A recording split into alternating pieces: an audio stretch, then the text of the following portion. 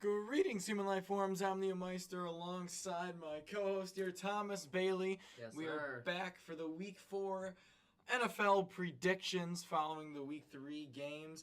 Last week, Thomas, you went 7-9 for an overall of 27-21, and I went 8-8 last week, which means I get this lovely trophy yet again this week. I went 8-8 overall of 30-18. And excuse my voice today, I was at the Bills game last night, so my voice is absolutely dead right now. So if you hear me like voice crack a million times, that is why.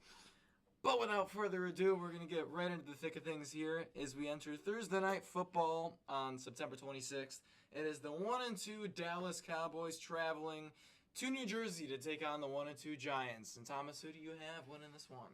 I have to go with Dallas here. They're in urgency mode. They've lost back-to-back games to the Saints and Ravens, respectively. So I'm sorry here to the Giants fans. I do think that they put up a decent fight in this game. 31-17 is my score prediction. I'm not confident in that Giants secondary to stop CeeDee Lamb, much like the Ravens did this past week.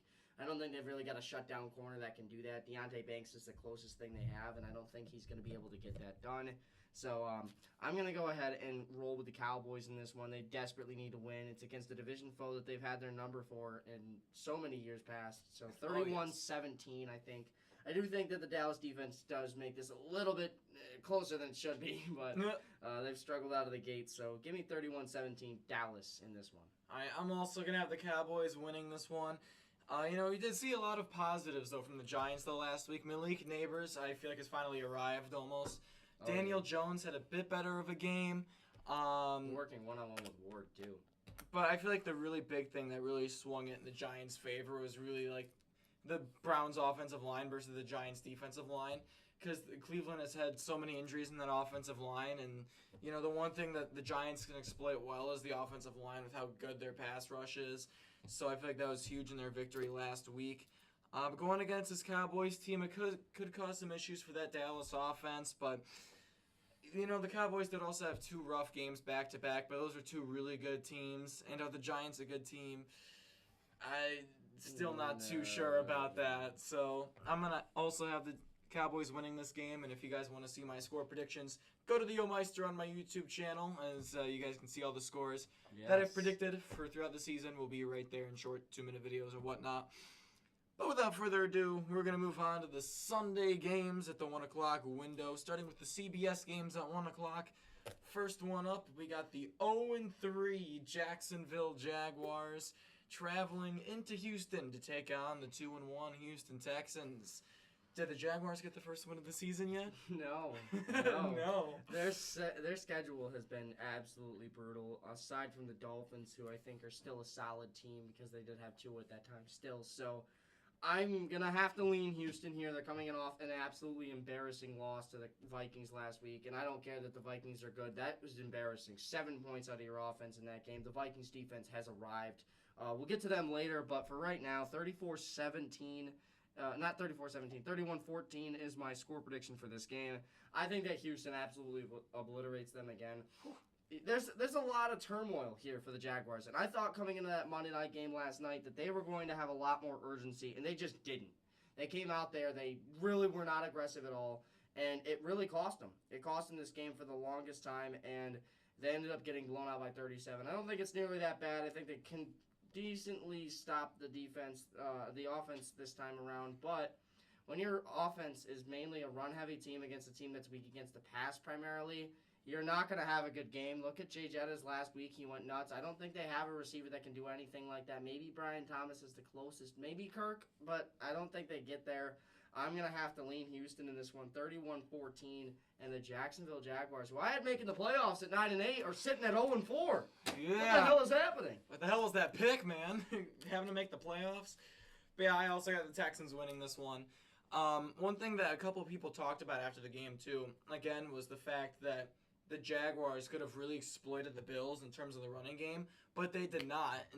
They tried to force the ball down the field, and obviously that didn't work out too well for them. And even during the game, like when I was at the game too, I felt like Lawrence was even at some points where like the second he snapped the ball, he just like seemed scared to throw it almost. Like he was running around when like defenders weren't even close to getting after on the him. interception because Kirk was wide open on that play. Exactly. I'm sorry, but Kirk was wide open.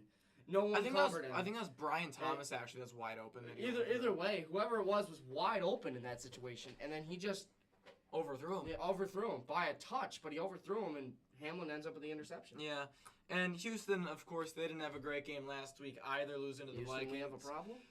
No, not yet. I'm gonna say not against the Jaguars anyway. If they lose to Jacksonville, there's definitely that'd be a problem. I mean, knowing how the season's been going so far, that's good, really good shot of that happening. But I don't see it happening this week. You know, the Texans have at least shown us that they're capable of winning football games. The Jaguars really haven't shown us much at all this season, which is really unfortunate because they had quite a bit of hype coming into this season, but they just haven't shown anything yet. Yeah, they did have a little bit of hype.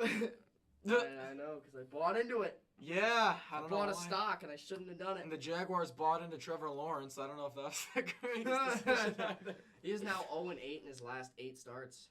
They have not won. something you want to see from a $55 million a year quarterback, but yeah. Regardless, I'm going with Houston. Moving on to the next game. Got the 1-2 Denver Broncos going into Tampa Bay and shellacking the Buccaneers. Going into New Jersey. Wait, is that 2 teams hosting? Yeah, 2 New York teams, or 2 New Jersey teams hosting this week. Going into New Jersey to take on the Jets, who are sitting at 2-1, second in the AFC East. Who do you got? I'm going to go with the New York Jets in this one. I'm sorry. The Broncos, yes, they had a great game last week, but the thing is if you really felt the fact that they couldn't get pressure on the quarterback last week, and that's not going to be the same because you got a man by the name of Quinnen Williams right up the middle of that defensive line, and I don't think they're going to be able to deal with him.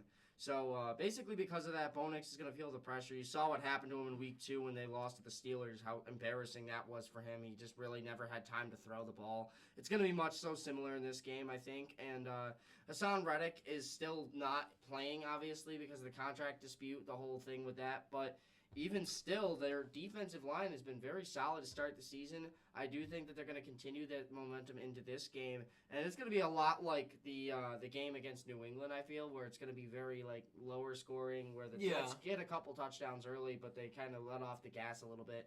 So give me 24-10 New York to win this game, New Jersey, if you will, and they're going to move to 3-1 with a very soft schedule so far. Yes, you had to throw that in there. Titans, Broncos, Patriots. Yeah, I'm going to throw that in there. 3 of the worst teams in the league. But yeah, I feel like one big thing you can take away from the Broncos last week was how well that defense played, because we thought Baker Mayfield was going to light up the field. He did not. It was the Broncos that lit up Baker Mayfield in that game. So I feel like that can give the Broncos fans at least a little bit of hope going into this game, because he fell out of favor in the MVP race real quick. Yeah. He went from 1 to 30. Oh, God. But, yeah, for the Jets, too, like, I feel like their offense isn't really fully clicking yet, and the fact that the Broncos had a good performance like that last in defense. week they were at the beginning, and they just kind of fell off. But yeah, it fell off pretty quick. I think it's going to be the same way. I think it's going to start out good, because you can say the same things about the Patriots' defense. Patriots' defense has been very solid. It has. Holding the Bengals to just 10 in Week 1. Yeah, true. But, yeah, solid start. I don't think the Jets are going to be able to blow them out in this game. I think the Broncos showed that they're a competing football team, but it's kind of like, yeah, they're going to keep the games close, but they're probably not going to win. You know, it's kind of has that feel to it. And plus, again, the Jets roster is just absolutely stacked, and I feel like it's kind of hard to go against them, especially early in the season. Please, like Denver, get us a win. That'd be if the Jets lost, or if the Jets lost this week. That'd be amazing. You just said anyway. If the Jets lost, yeah, if the Jets. But yeah, Jets are winning this one. Moving on to a matchup that involves one of the 5 remaining undefeated teams in the NFL. You got the 3-0 Pittsburgh Steelers traveling into Indianapolis to take on the 1-2 Colts. Do the Steelers finally lose their first game of the season here today? They do. 20-17. Wow. They're done. I'm sorry, but one thing that the Pittsburgh Steelers are very good at is their defense. Is their defense, right? Their defense is like their bright spot. Yes, we all know it. The Pittsburgh Steelers defense is going to be what carries them this season.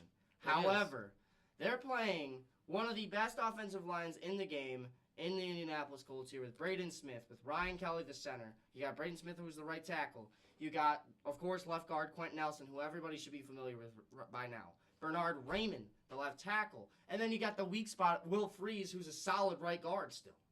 You have a very good offensive line, and that's one thing that the Pittsburgh Steelers have to do to win is get pressure on the quarterback.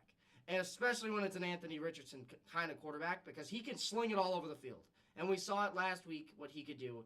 And albeit given limited reps, he did make very good throws when he needed to. And the thing is at the same time, it was an ugly win. I understand that, but that's how the Steelers play too. They win ugly games. And if you're both good at winning ugly games, which team am I more confident in winning these games right now? It's going to be the Indianapolis Colts for the simple fact that they have that offensive line that can shut down the pass rush to give Richardson time to throw the ball. And if Richardson has time to throw the ball, the Pittsburgh Steelers pass defense is god-awful outside of Minkah Fitzpatrick and maybe Joey Porter Jr. if he's on another level at certain moments. The defense is not as great as people think it is in the secondary, and I'm going to go with the Indianapolis Colts to pull off the upset here. This is my upset of the week. The Indianapolis Colts come in on home turf and get the job done over the Pittsburgh Steelers as Justin Fields has a bad game. 20-17 is my score. That was a lot of negativity towards the Steelers fans. Like, my God. But I'm going to have to disagree with you on this one. I'm going to have to go with the Steelers. I'm going to have to ride with the hot hand of Justin Fields, who's hasn't been playing amazing, but he's been playing well enough. He's been doing enough to win these games. Yeah, he doesn't in this one. And he said I was being negative, so. And looking at the Colts, I mean, yeah, they have a lot of potential. When they play at their best, they can easily take down the Steelers team. They can take down anybody. But it's just a matter of if they're going to be consistent enough to be able to win the game, because the Steelers' defense has been easily the most consistent defense out of the entire NFL through these first 3 weeks of the season. But, and it's tough, too, because the Steelers' offense hasn't been scoring really more than 20 points a game. So if the Steelers, if the Colts can put up more than 20 points against the Steelers' defense, might be like, might be a little bit worried if you're a Steelers fan about winning the game.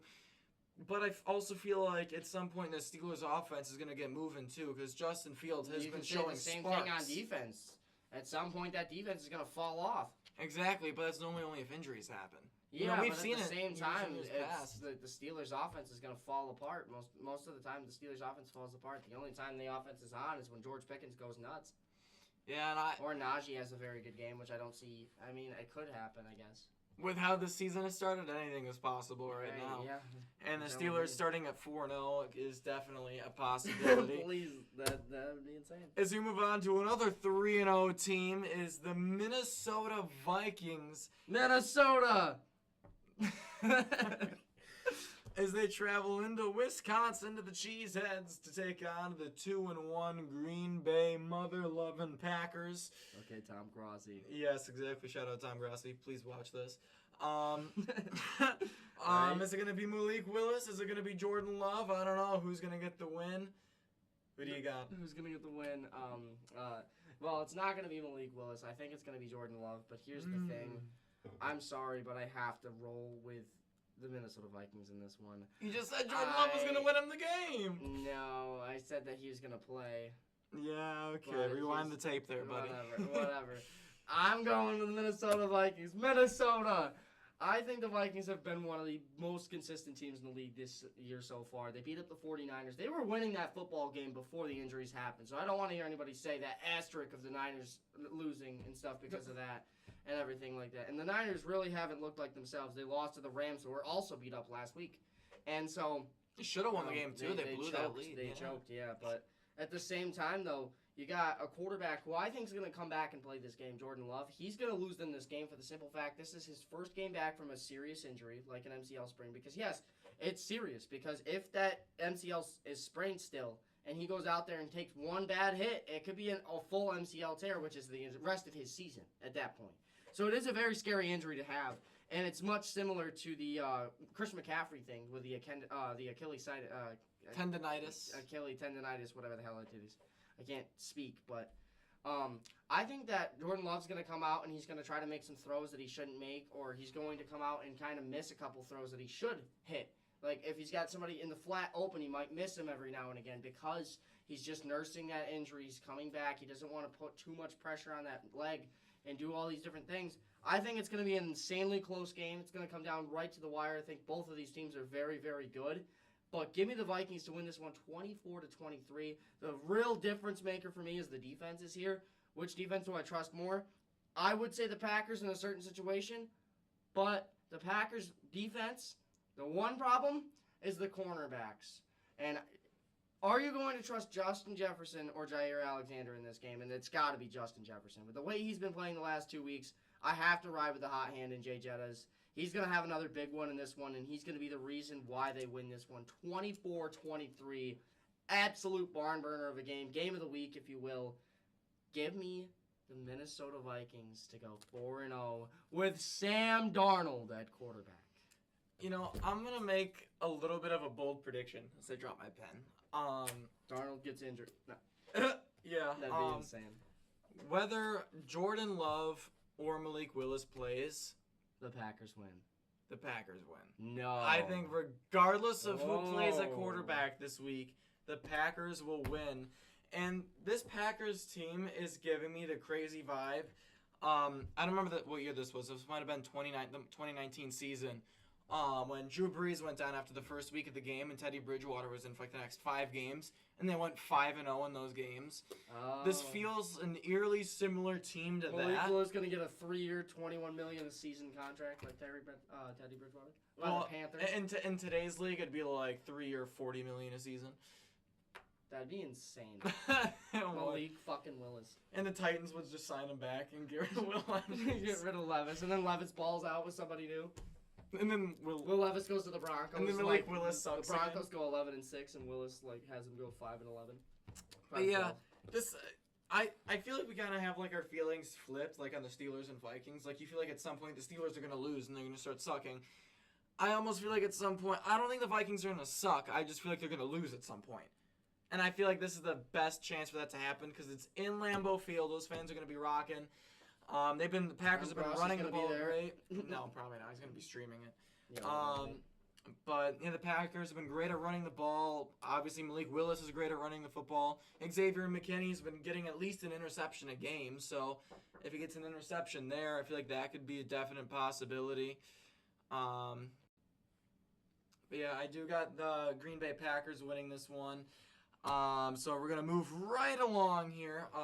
Moving on to the Fox 1 p.m. games. The first one being a revenge game, perhaps. We have the 0-3 Cincinnati Bengals traveling to Carolina to take on the 1-2 Panthers. Who would have thought the Panthers would get a win before the Cincinnati Bengals this season? Oh, yeah. Bengals have had a harder schedule. But yeah, did the Bengals get their first win finally yet? After you've been picking them to win almost every week besides week 2 because they were playing the Chiefs? Okay, bro. I do have them finally winning this one. 28-14 is my score prediction. If you looked at last week, the Panthers really got the run game going early and stuff, and then they started to work off the pass, especially with Andy Dalton, obviously, lighting it up. In this game, they're not going to be able to really get that run game going to start up the passing game, I don't feel. I feel like that's what they're going to come in expecting and stuff, especially after getting gashed by Jaden Daniels yesterday, I should say, on Monday night. This is do or die time for the Cincinnati Bengals, and you're going up against a team that was projected to be the worst team in the NFL. This is a very much so must-win game. If you lose this game, your season's over. I don't care what anyone says. The Cincinnati Bengals season's over already if they lose this game to the fucking Panthers. Like, I can't imagine that happening. But give me 28-14. The Bengals get it done. On the road in Carolina, I know, stingy, really tough crowd to go against. All 16 fans. But maybe 20 now after their win against the Raiders. Who knows? It's some Bengals bandwagon. If I'm a betting man, get it because it was in Las Vegas. But anyway, Okay, bro. 28-14. Bengals get it done on the road. All right, I'm also gonna go with the Bengals. Just kidding, Panthers win. Yeah, no, Panthers best team, and it's gonna be huge. Yeah, big victory, for the Cincinnati Bengals. That is. I think this is the point. This is the point where Cincinnati is gonna turn things around and actually be relevant again. Yeah, I've said this for 3 weeks, bro. Yeah, I've been saying it for 3 weeks. I haven't said it once. Until today in this podcast. They played the Patriots and the Commanders and lost. But the thing is, last week was the first time the Bengals offense actually looked like the Cincinnati Bengals offense, even though the defense just forgot they were playing on Fell off Monday a night this cliff. week. Yeah, they just forgot they were playing. They left the defense at home. Yeah, okay. But yeah, The defense forgot to get on the bus ride. okay, I'm talking to America here. Yeah. Yeah, America. Just go ahead, man. Yeah. But yeah, again, the Bengals offense actually looked good. I mean, T. Higgins didn't get too much involved, but it really opened things up for Jamar Chase a lot more last week. And the Panthers, they did have a great game last week. Andy Dalton played out of his mind. Like you said, the running game was pretty good. The He's going up defense against was one of solid. the worst pass defenses in the league, though. Yeah, okay. Raiders pass All right. defense is garbage. And held Lamar last week to very limited yardage. So. But that's because it's Lamar Jackson, who can't throw. Oh, okay, all right, there you have it. Lamar Jackson can't throw. And I have him in fantasy, guys. And I'm still saying It's a this. dumb manager decision for your fantasy team. I Then. wanted Allen. But yeah, I got the Cincinnati Bengals getting their first win of the season. I'm not worried about Cincinnati. They are back. Don't worry a thing about it. As we move along to the next game, we got the 1-2 Los Angeles Rams as they travel into Chicago. They take on the 1-2 Bears, a battle of 1-2s. Who will get win number 2 in Chicago? Who do you got? Give me the Rams in this one. The one weakness for the Rams right now is their offensive and defensive lines and stuff like that. So those are like the two big things because of the injuries that have been piling up on both sides of the ball. And one thing that's not going to matter in this game is that offensive line versus D-line for them. Like their D-line it's not going to matter. You could throw out practice squad guys, and they probably get through the Bears' offensive line at this point. It's really pathetic how bad their offensive line is. They played up against the very similar situation, actually, last week with the Grover Stewart and DeForest Buckner, and both not playing against the Colts. Against the Bears last week. And so because of that, like I thought that they were going to win the game. I predicted them to win 20-17, which looking back is the reason why you have that trophy. But I do think that it was a very dumb decision because of the simple fact that like they should have been able to hold them, and they couldn't do it. And I don't think they're going to be able to hold the Rams either because Jared Verse is still a very good pass rusher. I think he's going to get back there a couple times. Braden Fisk up the middle as well. So give me the Bears to lose this one by 6 points, 20-14. Another very close game. Lower scoring game. I feel like these two teams are just bound to have like 3 or 4 different like plays that are going to be just terrible on both sides of the ball. So like probably the offenses are going to really ruin this game. But give me the Rams to get it done on the road in Chicago. Bears off to a tough start at 1-3. All right, I agree with you about them going 1-3, but I have the Bears winning this one and advancing to 2-2 on the season. From what I agree saw with from them going 1-3 and then just lies. yeah, exactly, like you did earlier. Yeah, With low, I guess. Yeah. It's tough to. I've been against the Bears. I feel like for the past couple weeks, really. Yes. And last week, I finally saw some sparks from that offense. Finally, Caleb Williams finally getting his first touchdown pass to Roma Dunze. The chemistry is slowly building. Had a great game. Yeah, the second I benched him, he has a great game. But it's okay. Dallas Goedert had a better game, so it's fine. We should play him for this game. Yeah, it'd be a great idea because that chemistry is building, like I'm talking about. Exactly. Yeah, but the Rams last week, sure, they did win last week, but it was looking ugly for the first 3 quarters of the game. And the 49ers are another severely beat-up team, and the Bears aren't as nearly beat up as the 49ers are. And I feel like this is just going to be one of those games like the Rams, you know, they come out like, oh, like I had a great game, but, you know, that team is still very decimated by injuries right now. And I think the Bears could get a ground game going in this one. I feel like Caleb Williams can kind of be like a game manager a little bit in this one, actually get something going on offense, get a bit of a rhythm. And I do think it is going to be a close game also, but I think the Bears are finally actually going to have a somewhat all-right game offensively and win not because the defense played great. I think they're going to play great because the offense made a couple plays. Yeah. And I think this is finally going to be the time it's going to happen in Week 4, and Bears fans are going to get... betting on painted nails again. Yeah, well, I'm going to start because I got them winning this one. But we're going to move on to the next matchup. A battle of NFC South teams. It's the impressive start to the season for the Saints, 2-1 on the year besides last week, as they travel into Atlanta to take on the 1-2 Falcons. Who do you got? Oh, this one's very tough to pick. For Very me. tough. Very, very, very close game. But give me the Falcons to get it done at home. I think that's going to be the difference in this one is the home crowd versus the road. I think that they split the season series most likely. But give me Atlanta at home. So 27-24 is my score prediction here. I think it's a very good game, very higher scoring matchup of the week. This could also be considered one of the games of the week, probably right there with that Vikings-Packers game. But I do think that Kirk Cousins is going to be fine. They've kind of built a lot of chemistry, especially with the new guys like Darnell Mooney last week. He went off. I expect that to kind of continue into this game. Same with Drake London, who's been consistent as hell to start the season. So looking good for him as well. Probably up against Marshawn Lattimore, who was nursing a hamstring injury this past week. So finally come back from injury. Probably not going to be the greatest at his job this week. So give me the Falcons in this one. I think that it's going to come down to the offensive line for the Falcons, though. I understand there's a little bit of health concerns after the ending to that Sunday night game against the Chiefs. So that could be the reason why the Falcons lose this game if they do. But give me Atlanta. I trust them at home, 27-24, as they improve to 2-2, tying the Saints for the lead in the NFC South. Also, quick note, if the Panthers win this week and then the Falcons beat the Saints, then the Panthers would be the top team in the NFC South. That's actually if the Bucs lose to the Eagles as well, But which is very plausible. Yeah, but the Panthers aren't winning this week. That's You never know, man. You never know. That's the only thing. I'm sorry. But I also have the Atlanta Falcons winning this week. Why are you laughing at me? Because the Panthers could literally be at the top of the NFC South. But they won't be. That's the thing. That's It's disgusting not to gonna even happen. think about. Go ahead. Yeah, the NFC South will be back to how it was a couple years ago. Ass. But the Saints losing Eric McCoy, I feel like is a huge loss for that offense. Exactly.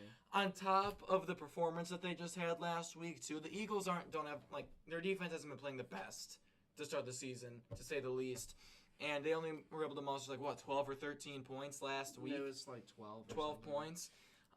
So the Saints kind of coming back down to earth a little bit after, of course, I picked them to win for the first time. But yeah, for the Falcons, too, sure, they did lose last week, but they went toe-to-toe with the defending champs. And the week before that, they beat the team that the Saints just lost to, being the Philadelphia Eagles. And I feel like the Falcons are finally starting to get something going there. In Atlanta, I think the chemistry is finally starting to get together a little bit. And I think reality is starting to sink in for the Saints just a little bit. And I think the Saints are going to drop 2-2. I think the Saints are still going to continue to be competitive. I think this is going to be a very competitive football game. But at the end of the day, I got the Atlanta Falcons winning this one. As we move on to the final Fox 1 p.m. game, Tom Brady, I believe, is on the call for this one. He will be. The 2-1 Philadelphia Eagles, hey, we were just talking about them, traveling to Tampa Bay to take on the 2-1 Buccaneers.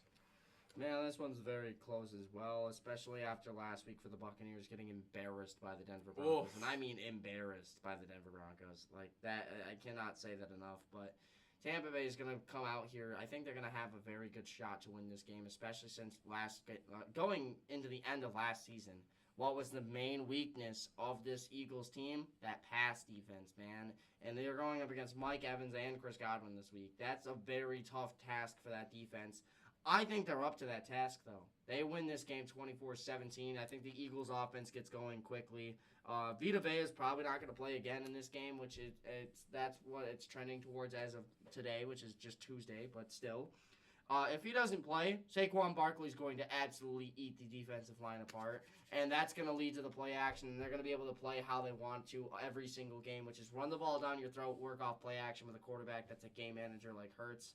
I think that's very accurate for this game, especially without not Devontae Smith potentially, and A.J. Brown as well. So because of that, I do think that this game is going to be very close, tightly battled back and forth, but the Buccaneers are starting to come back to reality too, guys. Back-to-back losses is what I predict, 24-17. Give me Philadelphia to move to 3-1. You know, this is a very, very tough game for me to predict because the Buccaneers a little bit kind of feel like one of those teams where, they're not going to lose 2 games in a row. If they drop one, they'll be fine. They'll keep going with how that season started for them, starting 2-0. But then the Eagles also kind of scaring me a little bit still. I mean, sure, they played the Saints, but You picked against them last week. I did, and they proved me wrong.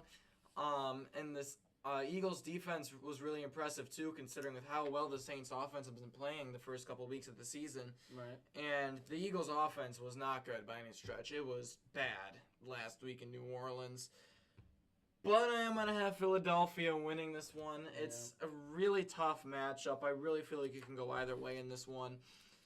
But to me, it kind of comes down to which team is kind of at like a lot more sparks, and I feel like you can kind of go with Philadelphia because Saquon Barkley's been that X factor for Philadelphia to start the season. And again, looking at Tampa Bay's game, like you mentioned, going back to reality a little bit, like losing that big game to the Denver Broncos, 26-7. Like that's one you gotta have, man. It I don't is. care, especially at home.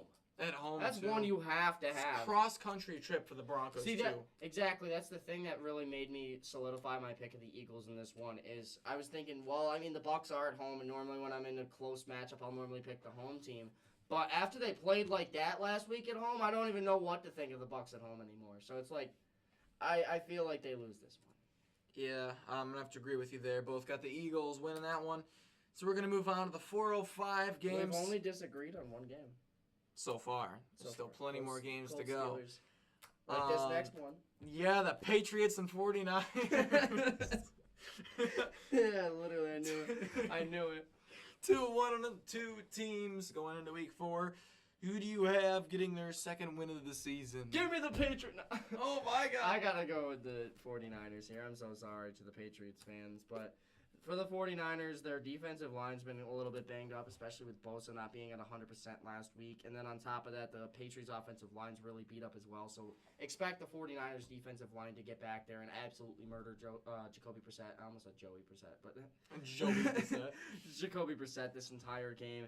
I think the Niners finally put together a decent game on offense as well. I think it's just going to be a lot of punt, and then touchdown, punt, touchdown type deal for this game. So give me the 49ers to win this one 28-10. I think that they blow them out of the water in this one. I think the Patriots are finally starting to let that reality again sink in that this is a rebuilding year. You're not going to be very competitive. This is against a very gritty 49ers team that's coming in frustrated after back-to-back losses, especially the one last week where they choked that game at the end. So give me the 49ers to kind of salvage their season here because this is a very important game early on at 1-3 start. Honestly, the NFC West is the weirdest division to start the season so far, but the Niners and Rams being unhealthy, the Seahawks being 3-0 because of beating up on the poorer competition, and then the Cardinals who have been very inconsistent. So we can kind of see that pattern continue for the rest of the season. But give me the Niners in this one, 28-10. They get it done and improve to 2-2. Yeah, I was going to say if the Patriots were competitive by any stretch of the imagination last week against the Jets, this would have been a tough game to predict, but they made it not so much that way. Even though the 49ers, again, like you mentioned, have gone off back-to-back losses. I think it's a very eerily similar matchup to last week, too. I think the Niners and Jets are built almost identical. Yeah, pretty close, yeah, I'd say so. I think the Niners have a better O-line, though. That's about it. And a better quarterback. And running back. Say a lot of stuff is different. But yeah, I feel like it's going to be a sloppy performance from the Niners, so if I'm going to be honest, I mean, it could definitely be a blowout, but I just feel like because knowing the 49ers, without someone like Christian McCaffrey, without someone like Deebo Samuel, the offense is normally out of sync. George Kittle, too, maybe.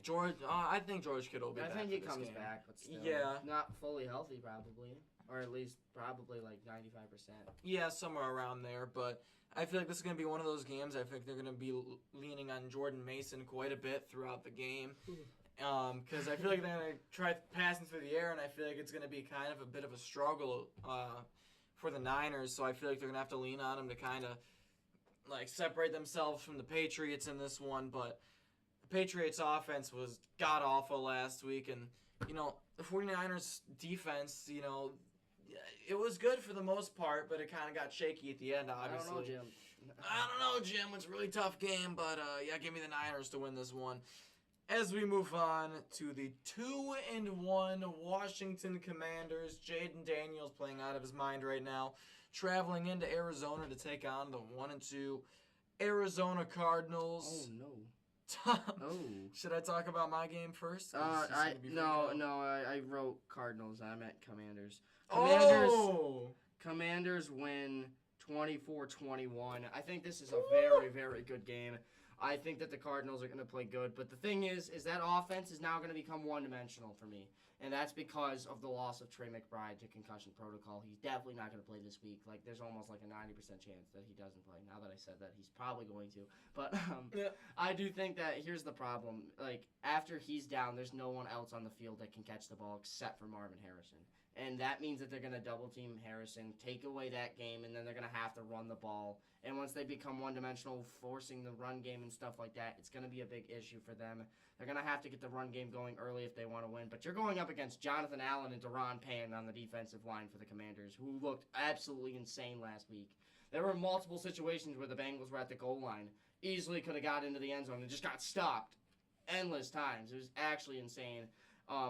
On the opposite side of the ball, you got Jaden Daniels, and the one weakness right now for the freaking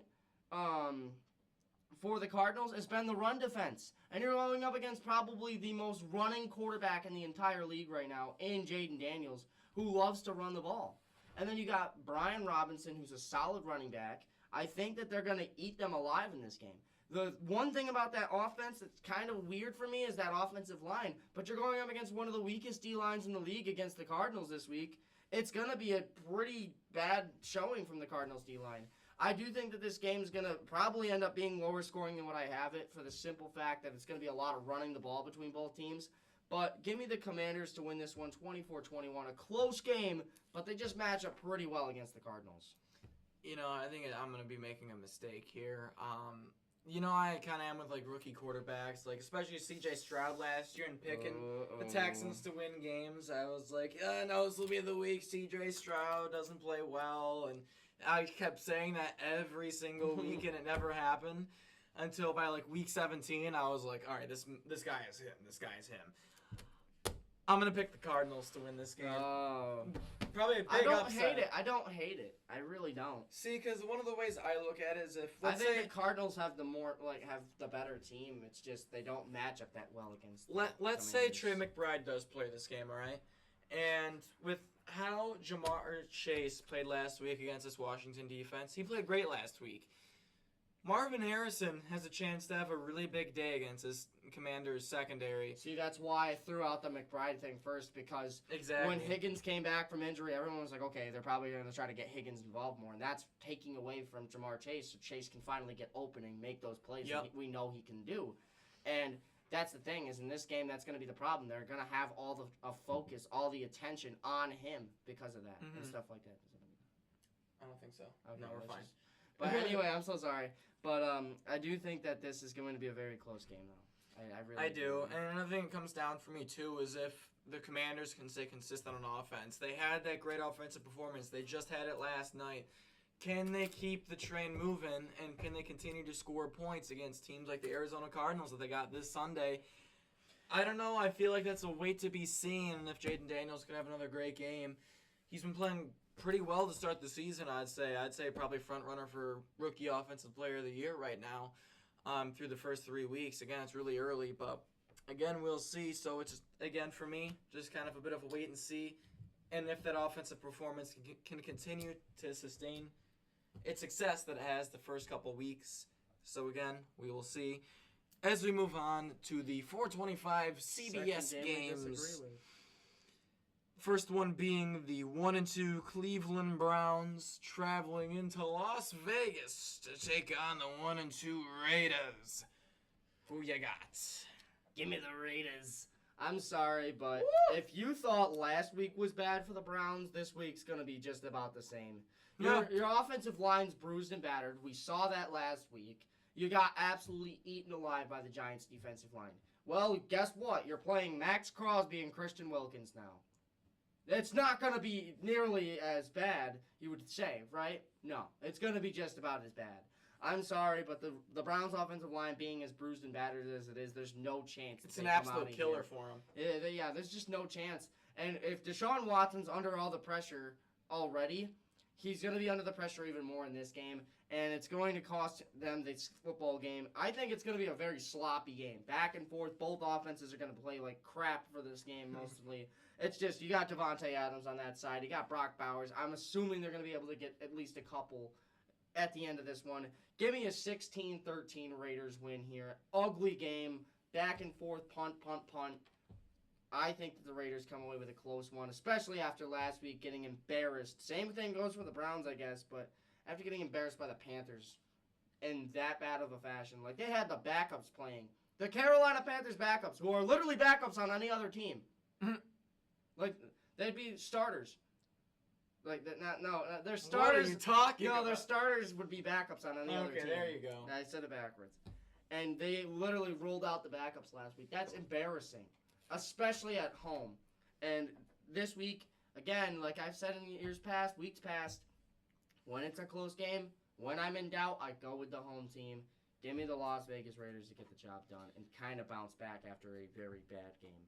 Yeah, before I make my pick here real quick, I'm going to need to apologize to one Andy Dalton because last week I kind of laughed at the fact that you were going into play for Bryce Young and laughed at your red rifleness. I apologize. Your red rifle is as beautiful as ever. That sounds crazy to say. It just doesn't sound right. Your red rifle is so Red beautiful. Rocket. Red Robin. Red Robin. Red Robin. Oh my God, I love some Red Robin right now. But anyways, you're still gonna be losing. You're still gonna be losing this week, and here I am laughing again. The Panthers. Bengals lose now.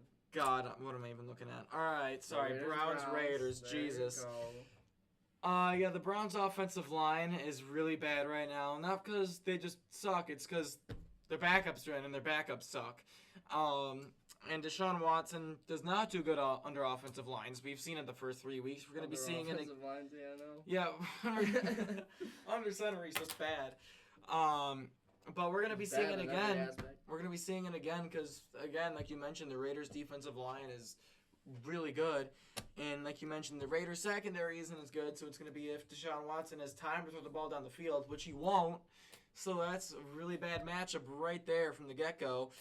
And one factor I feel like you didn't really talk about too much is the fact that Gardner Minshew's job is literally at stake already right now. Because after their marks of Antonio Pierce last week, because he said, we're looking into maybe changing up the quarterback. Like, he just went right out and said that right after the game. So I feel like if you're Gardner Minshew, you're going to need to have a really impressive performance to keep your job. And I feel like even if you don't have a super great performance, as long as you win, you're going to be the starter for one more week. And Gardner Minshew. Look at Fields. Not the greatest performances, but he's still back to he's just gonna keep starting until he. Very similar situations, yeah. So I feel like that's another factor that could be played into this game, but the Browns are just absolute dog water on offense right now. Water. Yeah, okay. Dog pound. Dog pound water. Yeah, I'm so sorry. Yeah, we're gonna move on. Now Raiders are winning. We're gonna move on to the 3-0 Chiefs. Yeah. I had to. I'm sorry. Taking on the LA Chargers that are 2-1 right now. Of course, they had to suspend Derwin James for literally one game, just for the Chiefs game. Had to take out. He's the only good thing on the defense. Yeah, so we just gotta take him out real quick. But who you got in this game? I don't think there's an argument to be made in this one that it could be the Chargers winning. I'm so sorry. Well, now they took out Derwin James. God damn it. I think that the defense is going to be at least a little solid for the Chargers. They'll hold them for probably the first half, but I think the Chiefs are inevitably going to win this game by double digits. I think 27-10 is fair. I think it could be even worse if Herbert doesn't play. But if Herbert goes, which I'm hoping he doesn't for the simple fact that the longevity standpoint, I don't think they win this game regardless of if he plays or not. So realistically, I don't think that they should play him. But, I mean, we've seen it in years past. We've seen it in a lot of different games so far. But I do think that he'll probably play. It could be close. I don't know. But Chiefs blow him out of the water here. You got so many injuries. Joe Alt's been dealing with an injury and stuff. Of course, Rashawn Slater left the game last week with an injury. Joey Bosa left the game with an injury last week. Derwin James is now out. That's 4 of their top, 8 players. Maybe 6 to 7 if you count Herbert. Khalil Mack, depending. Mm-hmm. And maybe Dobbins with how Dobbins has started. But still, that's a lot of players to miss out on to lose for this game, especially against a Kansas City Chiefs team that's reeling after 3 straight wins. They're just continuing to dominate games. And I think that, not dominate, but I think that this is going to be their first dominant win, and everyone's going to be like, oh, the Chiefs are insane, they're back, whatever, right? Chris Collinsworth, thank you so much. But 27-10, I think the Chiefs win this one due to the injuries stacking up for the Chargers. I do think that they're very close in matchup-wise, but when they're healthy, they can be. But for this game, no. Yeah, Patrick Mahomes is a very special quarterback, isn't he? Yeah, he makes the throw that no one else can make. Wide open Xavier Worthy, 30 yards downfield. Yeah. I'm waiting. Some more shit talk from you real quick. Before I make my pick, I'm going to be picking the Kansas City Chiefs. Kansas City Chargers. Can't Got this. The Los Angeles Chiefs. Yep. Ew, that's disgusting. And they would still be just as good just because of the Chiefs. Ew, they both have the same abbreviations. KC and LAC. Oh, okay. All right, just stop talking. But yeah, Chiefs. They haven't even been dominating these games they play at the first 3 games of the season, but they're still winning. And I looked at one of Nick Wright's posts from the other night, and of course, he was like dick writing the Chiefs. Excuse my language, but he was he was saying like how the Chiefs aren't even playing great, but they're still winning these games. Just wait until the Chiefs need to be great to win one of these games, and they're probably going to show out. And he's probably right, too, which is the sad part, too. The defense has been playing great. The offense really, I think, hasn't been playing great, but it's a simple fact of it. It's going to happen eventually. Kelsey's going to get going eventually. Mahomes is eventually going to stop throwing these interceptions, even though it's inevitable, it feels like. But at the same time, there's going to be a certain point. The Chiefs are going to drop a game. It's not like they're going to go 17-0. They're going to lose a game at some point. But it's not going to be this week because they had to suspend Derwin James for a singular game. Just for the simple fact of playing football. I don't think if Derwin James plays that they win anyway. I think there's a good chance Herbert doesn't play this week either. Yeah, I hope he doesn't, just because of the fact that they're not winning regardless. Yeah, it's kind of sounds mean to say, but I just don't think they win if Herbert plays. I feel like we'd be having a lot different of a conversation if the Chargers won last week, if they were healthy going into this game. Like, if the offensive line wasn't bruised for this game, I think they'd have a realistic chance. Because that's one thing you got to do against the Chiefs is establish a ground game. And we saw with the Falcons what they could do by doing that last week. Yeah, we're going to have to be waiting for the next Chiefs-Chargers matchup to see if the Chargers have a chance. Joe Alt. Next time. ACL tear the week before. Yeah, moving on to Sunday Night Football. We got the 3-0 undefeated #1 in the AFC East, #1 in the AFC Conference. Right now, the Buffalo Bills, as they travel into Baltimore to take on the finally getting a win, sluggish 1-2 Baltimore Ravens. Who do you got winning? I'm so sorry, because this is going to hurt my heart. I'm going to rip the Band-Aid off. Give me the Baltimore Ravens to win this football game, and I know you're giving me the look of death right now. No, because you're going to be picking the Bills. I am not picking the Bills, I swear. I have the Baltimore Ravens winning this football game, man. I don't know why I'm laughing, but I do have Baltimore winning. Hear me out. The Buffalo Bills played the Arizona Cardinals, who are still a very young team and barely won by 6 points in Week 1. I get it, Week 1's wonky. Sure, the score would have been different if it was a later week. We played the Miami Dolphins, who we always have their number. Very similar to a lot of different teams in the league where they just beat up on their opponents no matter how good or bad they are. Same with like the Cowboys-Giants to start this week. I think that's very similar to that as well. I think no matter how good the Giants are, the Cowboys will always have their number. Same thing. So we beat them, and then we beat the terrible Jacksonville Jaguars last night. We made them terrible. No, we did not make them terrible. They sucked against the Browns, who shouldn't even be a football team at this point, considering they lost to the Giants. They got absolutely obliterated by the Giants, too. And so you factor those two things in. You factor in the fact of the competition we've played. And I understand, yes, we have a very good team. We have a very good start to the roster.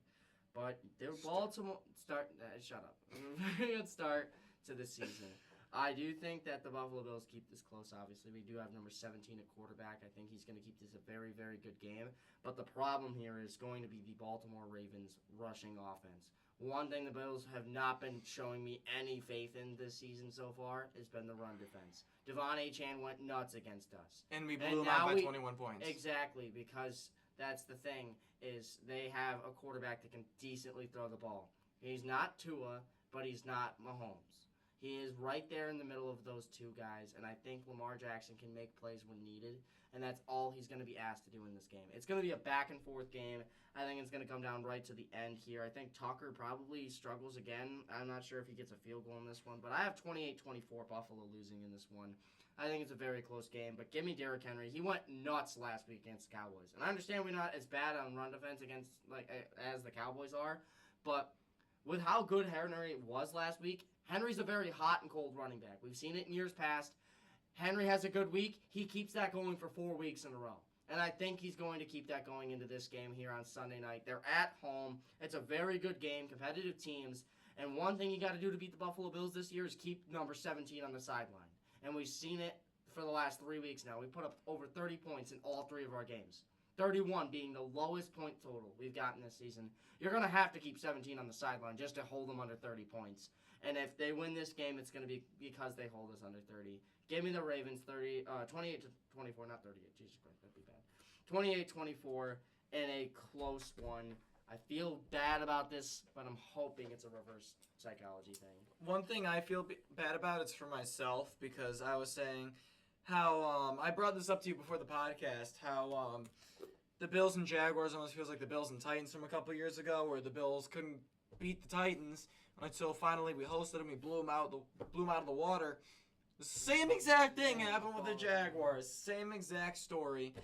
And, you know, I wish I would have seen it. I just couldn't. I didn't believe it. I should have believed it more. But we blew them out, and here we are sitting at 3-0. And when I look at the Baltimore Ravens, yeah, they finally won last week. That's amazing and everything. Yeah, but we already know what you're going to say. The Cowboys haven't been a great team You're in all for this Bills season. gear, too.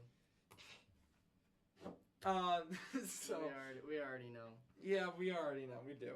I do have the Buffalo Bills winning because you're just eating at it right now. I'm sorry.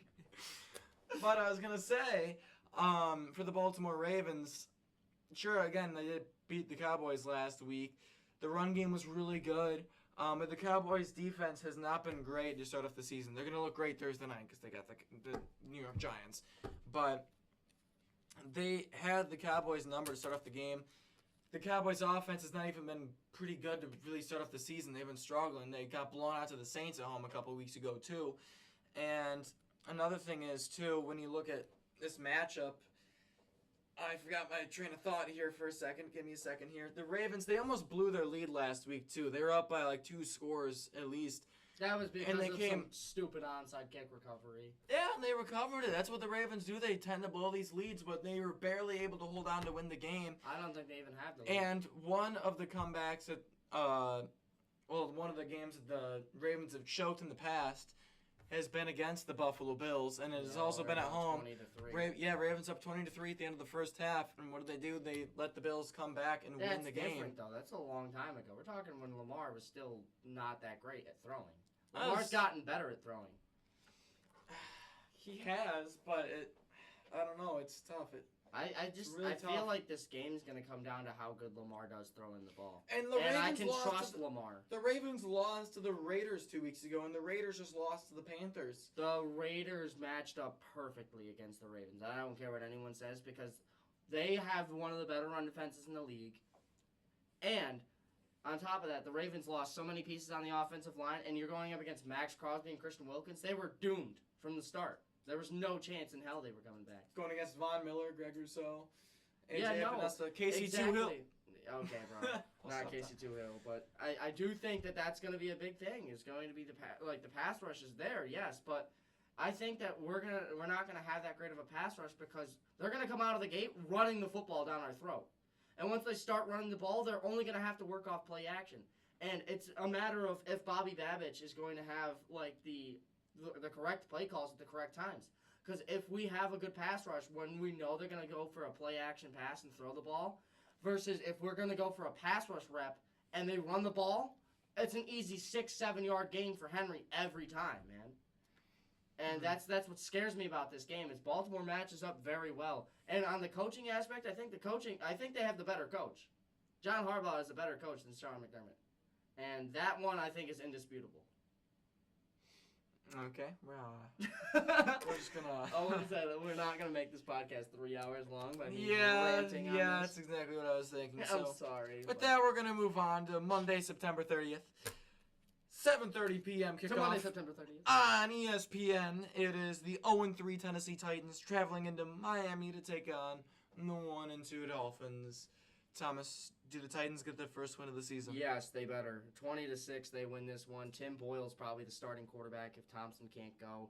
That is terrible to see. That is so upsetting. But I'm sorry, Dolphins fans, but this is not going to be any better. You're going to lose on Monday Night Football to the Titans in back-to-back seasons, which is just funny to me because last year it shouldn't have happened. But thank you for giving us the division. Anyway, I do think the Tennessee Titans finally get it together. This is a game that they have to win against a very much so beat up Baltimore. Baltimore, Jesus. Miami Dolphins team. I think this is a game that they have to win. I do think the Titans defense gives up a few points, but 20-6 is fair. 17-6 because they only can score 17 points. Yeah. I'm hoping generational run for Will Levis will continue, but we'll see how it goes. I think that they finally pick up a win in this one, 20-6. Yeah, I also got the Titans winning after seeing how the Dolphins. I'm sorry I had to do it. I feel like last week when I was talking about the Dolphins' offense and how it feels like a good system for at least a backup quarterback to be on with the receivers, the running game, all that, and then they go out and play like how they did last week, just made me lose all the confidence in the world in the Miami Dolphins and being able to do literally anything, especially against the Tennessee Titans team that is 0-3 right now. And I think this is, like you said, this is the Titans' game to lose. I think the Titans are going to be able to move the ball. I think they're going to be able to shut down the Dolphins' offense. And I think this is going to be the Titans from the start, and it's going to be all Titans to end the game. Give me the Tennessee Titans in that one. As we move on to 8:15 p.m. on the same night, on ABC, we got the game I will be watching. 3-0 Seahawks. We got the 3-0 Seattle Seahawks traveling into Detroit to take on the 2-1 Detroit Lions. Yeah, we already know you got the Seattle Seahawks losing this game. So yeah, we do indeed because the Seahawks are frauds. Yeah. They are frauds, and I don't care what anyone says. And you know what? My hottest take to start this season, and you can put this pen in. You can remember this video for later on. The Seattle Seahawks, as of right now, with 3 wins, are halfway to their season win total. They only win 6 games. No. 6-11. No. I think that they are a very bad football team. I'm sorry, but Geno Smith has looked a lot better recently, so I will give him a little bit of credit there. See? But here's the thing. They're going up against the Denver Broncos. They're going up against the New England Patriots. And they've gone up against the Miami Dolphins without Tua. And Skylar Thompson for most of that game as well. Drew?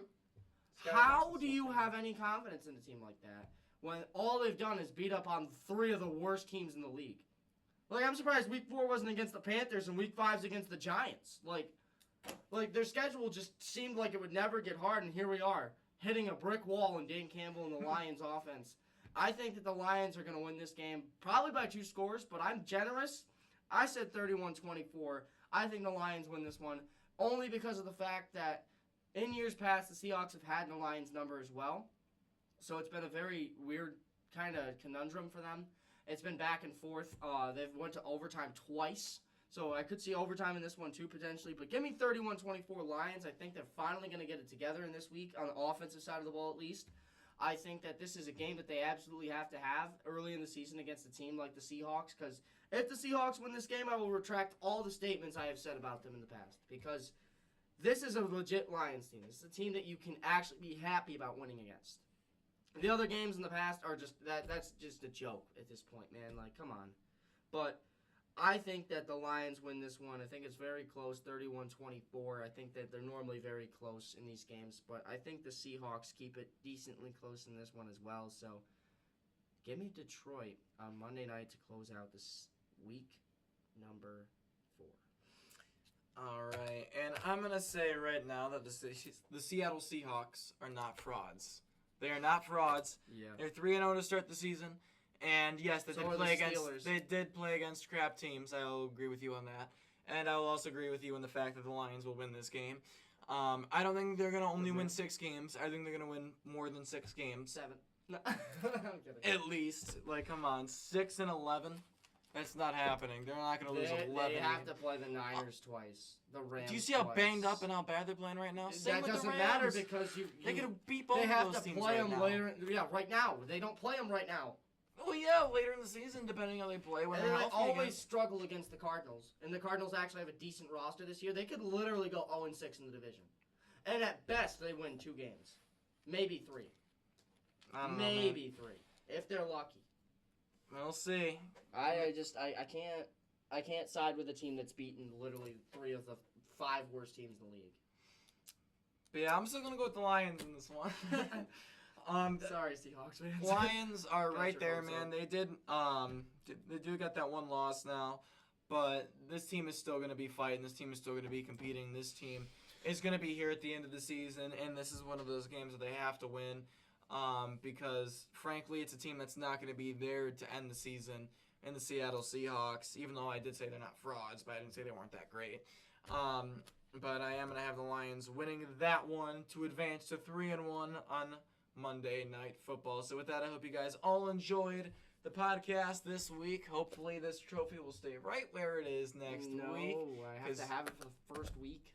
Yeah, like week 18. Something like that. Better But late than never. we will see who gets the trophy next week. If you guys want to check out, again, my score predictions on Leo Meister on YouTube. The 4 games we differed on are the Colts, Steelers, Commanders, Cardinals. 4 games this Bears, week. Rams, and then the The other one, Bills Ravens. Bills, Ravens. Yes, Yeah. obviously. The freaking one that I should have known from the beginning.